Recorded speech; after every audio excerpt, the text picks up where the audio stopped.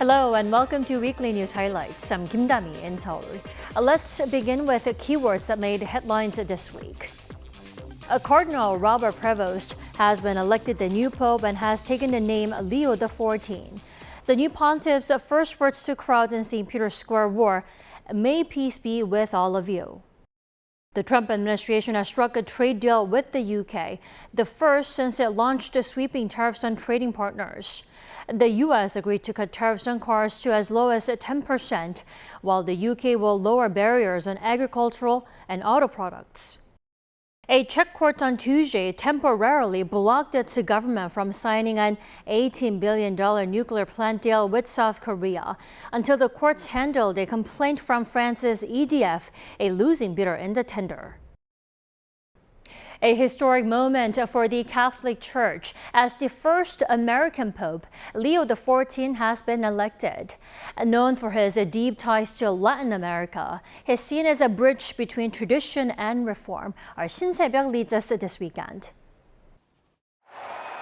As white smoke billowed from the chimney of the Vatican Sistine Chapel at 6:05 p.m. on Thursday local time, the world welcomed a new pope.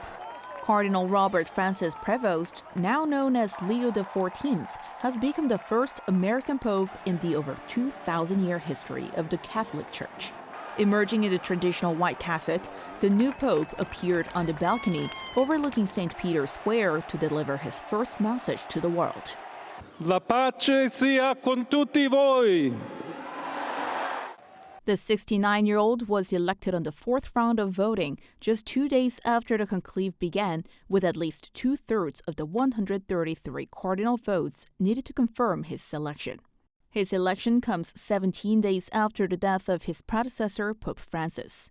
In the Vatican, the atmosphere was one of celebration as the faithful welcomed the newly elected pontiff. Having the leader of the Catholic Church be from the same country as I am I just felt very proud. Really happy. It's a big surprise and a big blessing for the church and for the church in the United States also, and the church in the Americas. Yeah. U.S. President Donald Trump also took to social media, saying it's an honor to see the first American pope. Back in his hometown of Chicago, the mood was equally celebratory. Very surprised and then elated. It's exciting, American. It's nice for us. Born in 1955 in Chicago, Leo XIV served in Peru for 2 decades, working with indigenous communities and the poor before being appointed Archbishop in 2015. In 2023, he was elevated to cardinal by Pope Francis and took on the influential role of prefect of the dicastery for bishops, overseeing key church appointments. The name Leo, from the Latin word for lion, symbolizes strength, courage, and leadership in the Catholic tradition. The last pope to bear the name Leo XIII, who served for 25 years from 1878, is credited with laying the foundation for modern Catholic teaching by addressing the social challenges of the industrial era. Cardinal Prevost's choice of the name Leo XIV is seen as a nod to this legacy. His diverse background, combining North American roots and deep Latin American connections, is being viewed as a potential bridge within the global church, appealing to both conservative and progressive factions.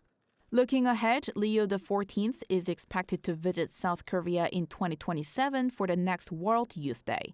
This would mark the fourth visit by a pope to South Korea and the first in 13 years since Pope Francis visited in August 2014. Shin Se-byuk, Arirang News. The US and the UK said this week they reached what they call a breakthrough trade deal. It's the first trade deal made since US President Donald Trump's reciprocal tariff pause. Lee Seung-ja has the details. Britain became the first country to strike a trade deal with the United States on Thursday since US President Donald Trump's sweeping reciprocal tariffs announced last month. Nothing was officially signed during the Oval Office event announcing the trade deal, and many specifics about the deal were not immediately clear.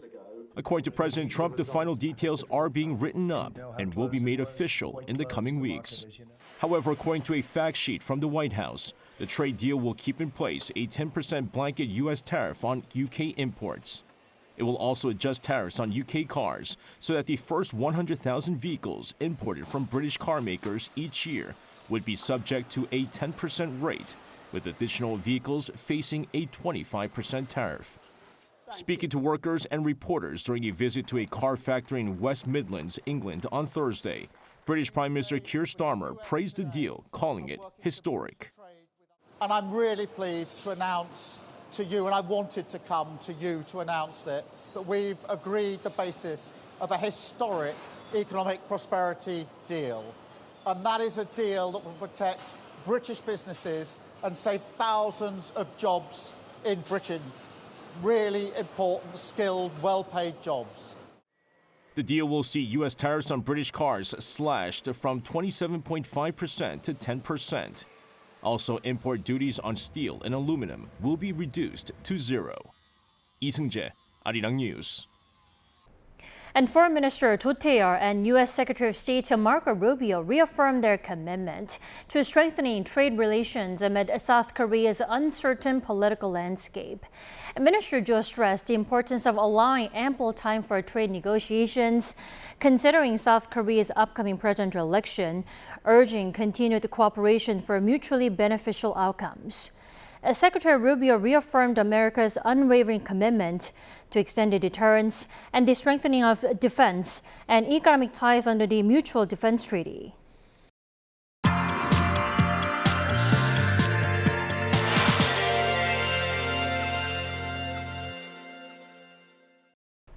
The U.S. Federal Reserve has left its key interest rate unchanged yet again, a decision made at a critical time when it comes to not just the U.S. economy, but also the global economy. For more on this, our economics correspondent Lee Soo-jin joins us in the studio. Welcome back, Soo-jin. Thank you for having me. So, Soo-jin, let's start with the Fed's decision. Where do the rates stand now? Sure, so in its third monetary policy meeting of the year, the U.S. Fed has decided to continue its wait-and-see stance by, as you said, keeping rates steady. The decision to keep the current key borrowing rate range of 4.25% to 4.5% on Wednesday extends the pause in the Federal Open Market Committee's rate-cutting cycle, which has been in place since January. Here's what Fed Chair Jerome Powell said were the reasons behind the rate freeze decision. The risks of higher unemployment and higher inflation appear to have risen, and we believe that the current stance of monetary policy leaves us well positioned to respond in a timely way to potential economic developments. And these risks to employment and inflation, the two pillars of the Fed's dual mandate, stem from the uncertainty surrounding President Trump's tariffs. Then, Soo-jin, how did the White House respond to the Fed's decision, especially Trump? So the decision to leave rates unchanged was not exactly welcomed by President Trump. He called the Fed chair a fool on his Truth Social platform on Thursday, saying how prices have been contained.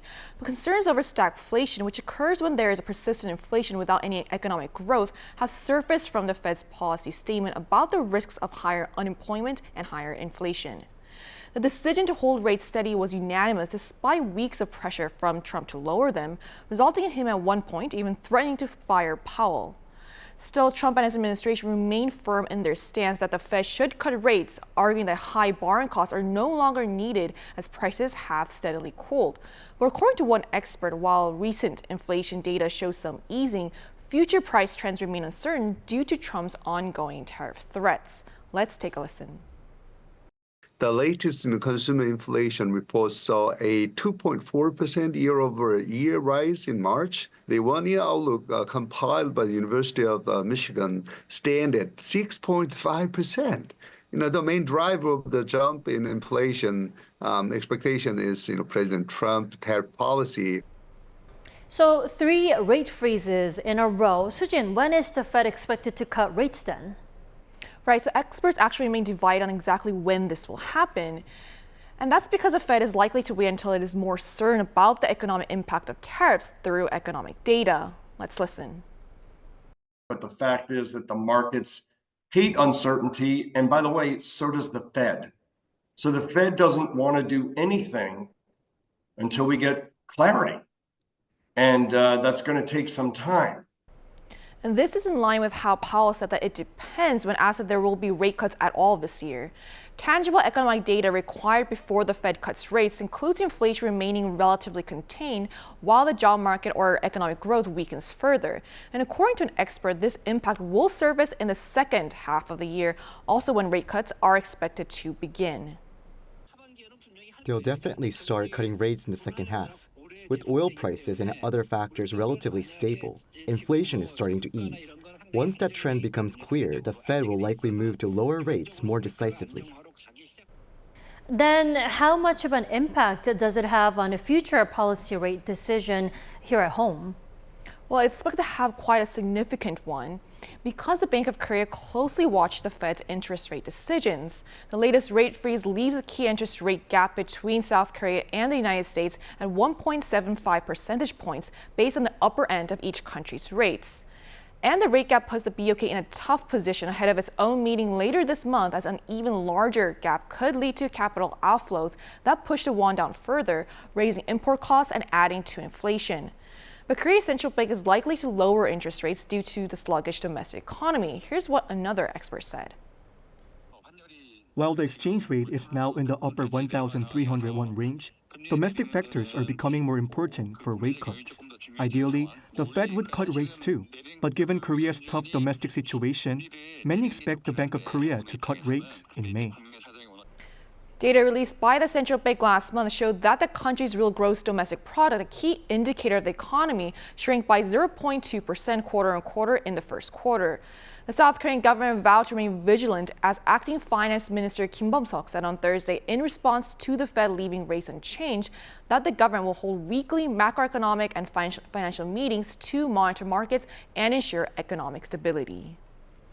All right, Sujin, thank you for coming in today and for the thorough report. Anytime.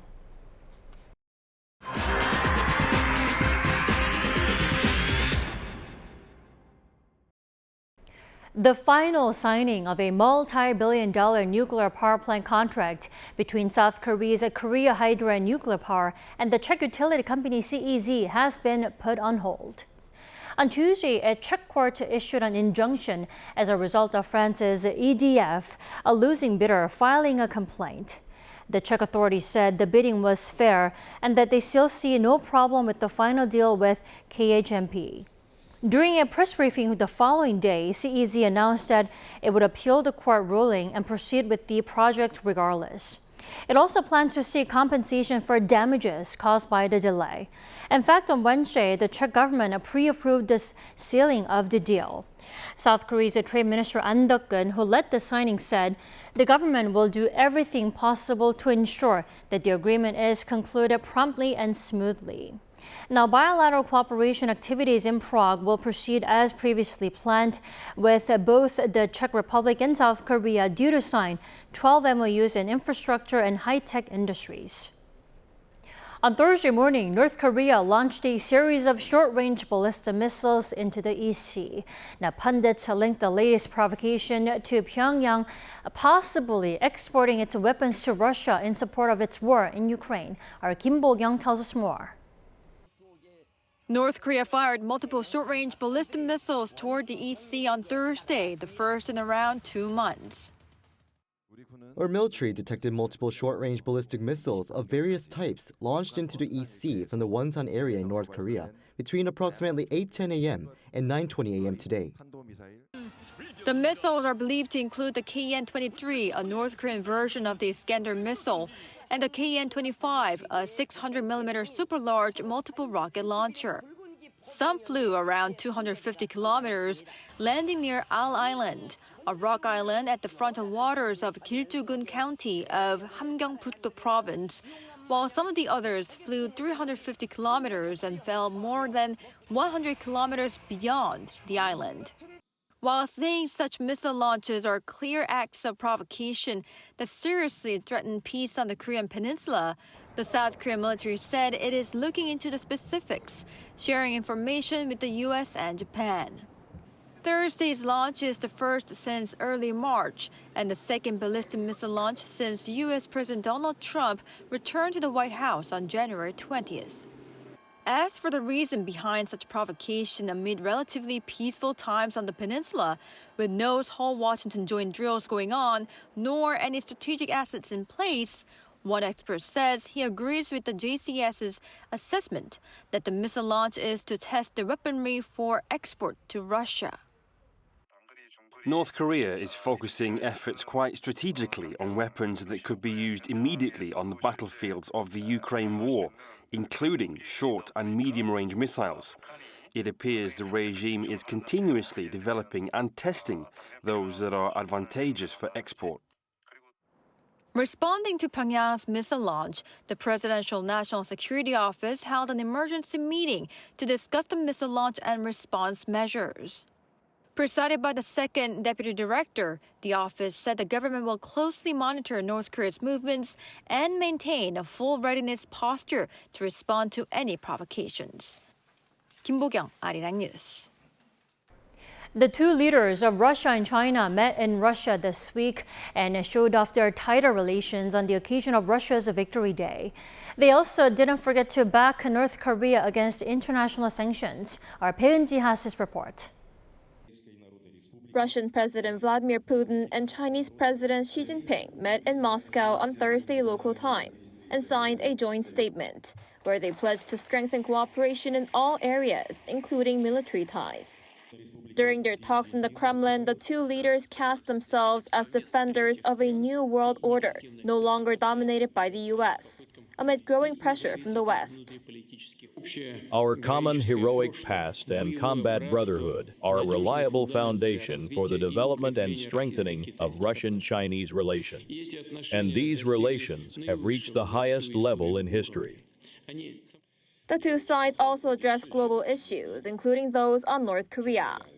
They called on other nations to drop sanctions against Pyongyang, while saying issues on the Korean peninsula must be resolved only through diplomatic means. China and Russia will continue to stand together, firmly safeguard the international system with the United Nations at its core, an international order based on international law, and continue to promote an equal and orderly multipolar world. One expert suggests the reason why Russia and China are backing North Korea could be because of the North's role in countering threats from the West. And I can only speculate that North Korea is playing an important role in this anti-Western strategy. In the immediate circumstances, it's providing weaponry, it's providing artillery, it's providing soldiers, and of course it's testing these short-range missiles for export for use in other battlefields as well. So it may be that North Korea is simply useful in this respect, both the great powers, China and Russia. On Friday, Xi and other world leaders will attend the annual Victory Day military parade in Moscow to mark the 80th anniversary of the Soviet Union's defeat of Nazi Germany in World War II. This will be the first time in 10 years that the Chinese leader is attending the event. North Korean ambassador to Russia is also expected to be there. The South Korean government earlier said it had received an invitation from Russia, but decided not to attend. This is likely because sending a senior official to the parade showcasing Russia's military capabilities could in itself send the wrong signal, especially at a time when Pyongyang and Moscow have been continuing arms cooperation, which is a violation of UN Security Council resolutions. Bae Eun-ji, Arirang News.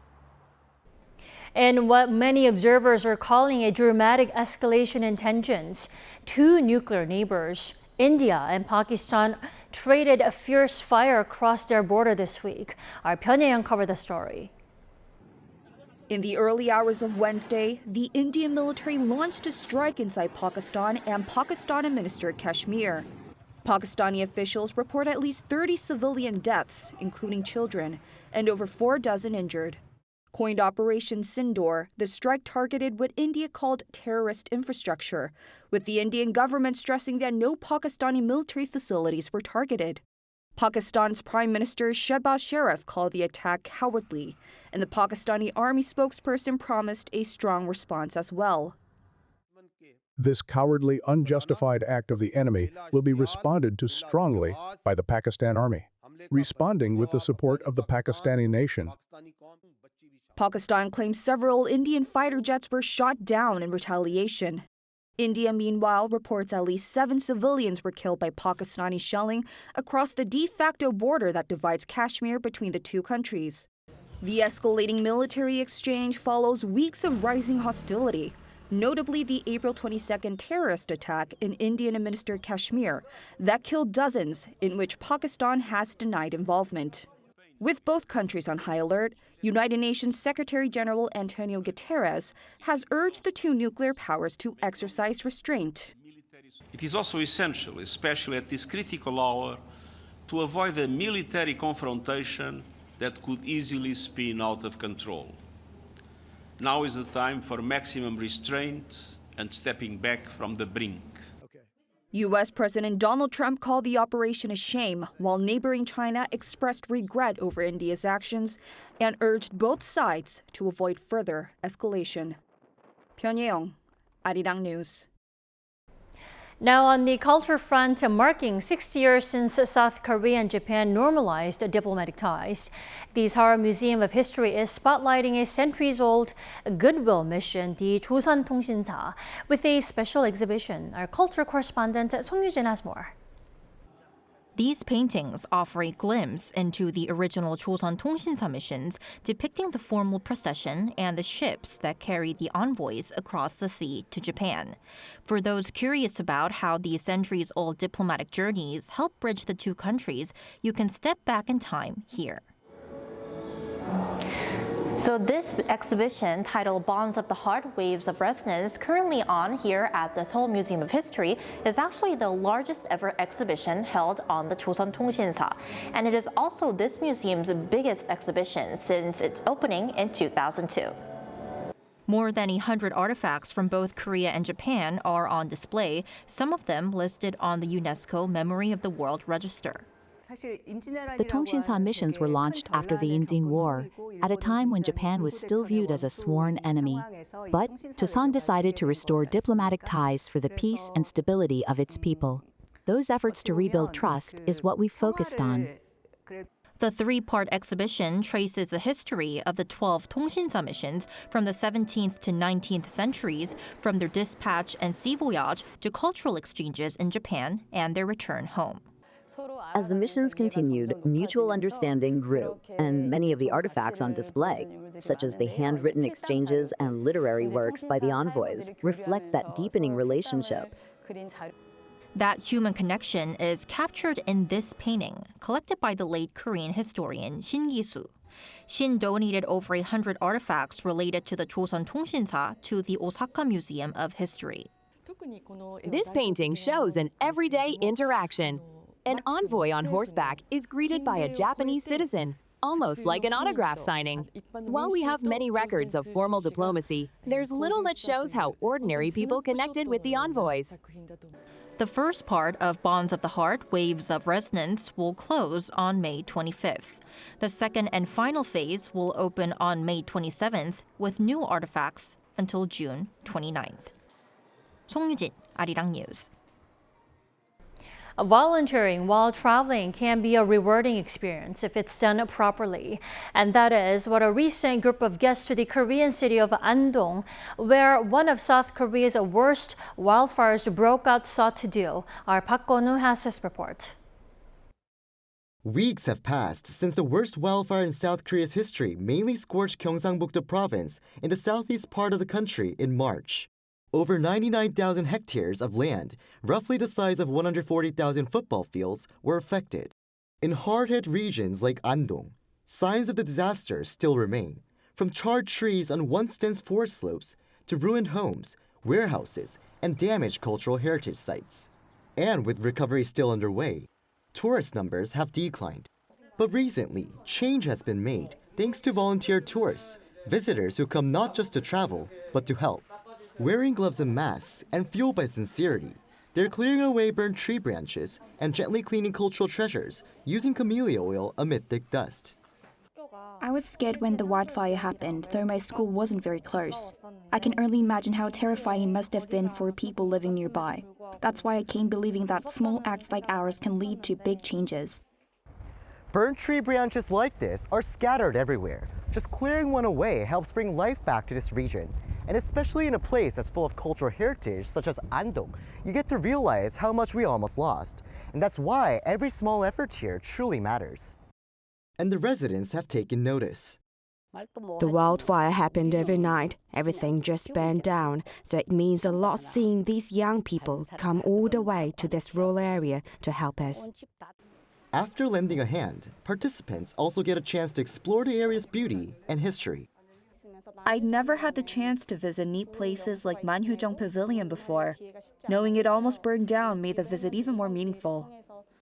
To boost recovery, the government is also rolling out campaigns to encourage more visitors, offering travel discounts and support, along with more volunteer tours and programs. And with the help of these visitors, efforts are raising hopes to bring vitality back to fire-stricken regions. 박건우, Arirang News, Andong. Palaces are often a go-to destination not only for those who are visiting Korea, but also for the locals who want to take a break from the busy city. Now, these palaces look to offer more through a glimpse of them at nighttime. Our An Seong-jin takes us there. Promoting harmony. That's what the name of main gate of Tangyong Palace, Hongwamun, means. One of the main palaces in Seoul, the Changgyeong, used to be the living quarters for the royal family during the Joseon dynasty. Though its historical values and beauty shine during the day, once the sun goes down, the palace's roof tiles, or kiwa, glisten in the moonlight. Starting from this year, the Moonlight Lotus Show at Tangyong Palace has become a regular night tour program. The enchanting media art illuminates Chundangji Pond. Scenes of blossoming flowers sparkle on the serene pond backdrop, and petals fall to the sound effect of a water drop. The night tour program encapsulates the palace's scenery through media art facades and revolves around the theme of harmony between tradition and modernity. I really enjoy it's very good creation and with numeric art, and it was a surprise because I went only to visit the palace and the. I didn't know they were doing this today, but it's so beautiful. I just came here with my girlfriend, but I'd want to come back again. It'll be a great memory for us. The glass greenhouse resembles a treasure chest floating above the illuminated water surface. Such programs at night open up the opportunity to soak in the virtue and the beauty of the palace through various visual attractions. I think one reason why these night tours are so popular is because unlike the bustling daytime view, the night view offers something different: serenity and peacefulness. That's why we want to further expand our programs. Even though night tours will be offered through the entire year, those who want to see the media art facade will have to go before May 18th or wait till September when the program resumes. An Seong-jin, Arirang News. That is all we have for this weekend. Thank you so much for staying with us and enjoy the rest of the weekend wherever you are.